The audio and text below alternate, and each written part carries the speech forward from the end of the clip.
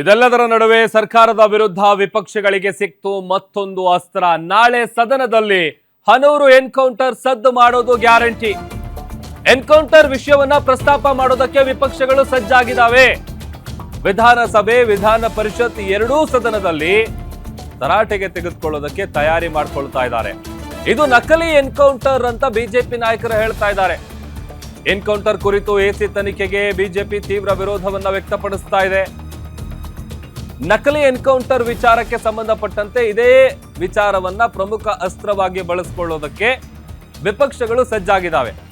ನ್ಯಾಯಾಂಗ ತನಿಖೆಗೆ ಒತ್ತಾಯ ಮಾಡ್ತಾ ಇದ್ದಾರೆ.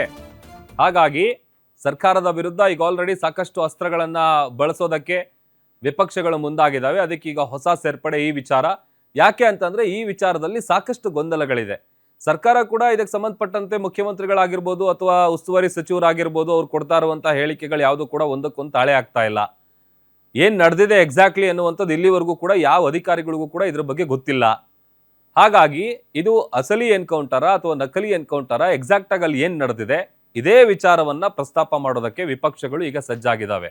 ಸೊ ಅಲ್ಲಿಗೆ ವಿಧಾನಸಭೆ, ವಿಧಾನ ಪರಿಷತ್ ಎರಡೂ ಸದನದಲ್ಲಿ ಇದಕ್ಕೆ ಸಂಬಂಧಪಟ್ಟಂತೆ ತರಾಟೆಯನ್ನು ತೆಗೆದುಕೊಳ್ಳೋದಕ್ಕೆ ತಯಾರಿ ಮಾಡ್ಕೊಳ್ತಾ ಇದ್ದಾರೆ. ಇದು ನಕಲಿ ಎನ್ಕೌಂಟರ್ ಅಂತ ಬಿಜೆಪಿ ನಾಯಕರು ಹೇಳ್ತಾ ಇದ್ದಾರೆ. ಅದೊಂದು ಕಡೆ ನ್ಯಾಯಾಂಗ ತನಿಖೆ ಆಗಬೇಕು ಅನ್ನುವಂಥ ಒತ್ತಾಯ ಕೂಡ ಬಿಜೆಪಿ ನಾಯಕರು ಮಾಡ್ತಾ ಇದ್ದಾರೆ. ನಾಳೆ ಉಭಯ ಸದನಗಳಲ್ಲಿ ನ್ಯಾಯಾಂಗ ತನಿಖೆ ನಡೆಸಬೇಕು ಅಂತೇಳಿ ಪಟ್ಟು ಹಿಡಿಯುವಂಥದ್ದು ಆಲ್ಮೋಸ್ಟ್ ಬಹುತೇಕ ಪಕ್ಕ ಅಂತೇಳಿ ಗೊತ್ತಾಗ್ತಾ ಇದೆ. ವಿಪಕ್ಷಗಳ ಆಗ್ರಹಕ್ಕೆ ಸ್ಪಂದಿಸಲಿಲ್ಲ ಅಂತಂದ್ರೆ ಉಭಯ ಕಲಾಪಗಳಲ್ಲಿ ಕೋಲಾಹಲ ನಡೆಯುವಂಥದ್ದು ಕೂಡ ಗ್ಯಾರಂಟಿ. ವಿಪಕ್ಷಗಳ ಒತ್ತಾಯಕ್ಕೆ ಸ್ಪಂದಿಸುವವರೆಗೆ ಸದನ ನಡೆಸೋದಕ್ಕೆ ಬಿಡಬಾರದು ಅನ್ನುವಂಥ ನಿರ್ಧಾರಕ್ಕೂ ಕೂಡ ವಿಪಕ್ಷಗಳು ಬಂದಿದ್ದಾವೆ.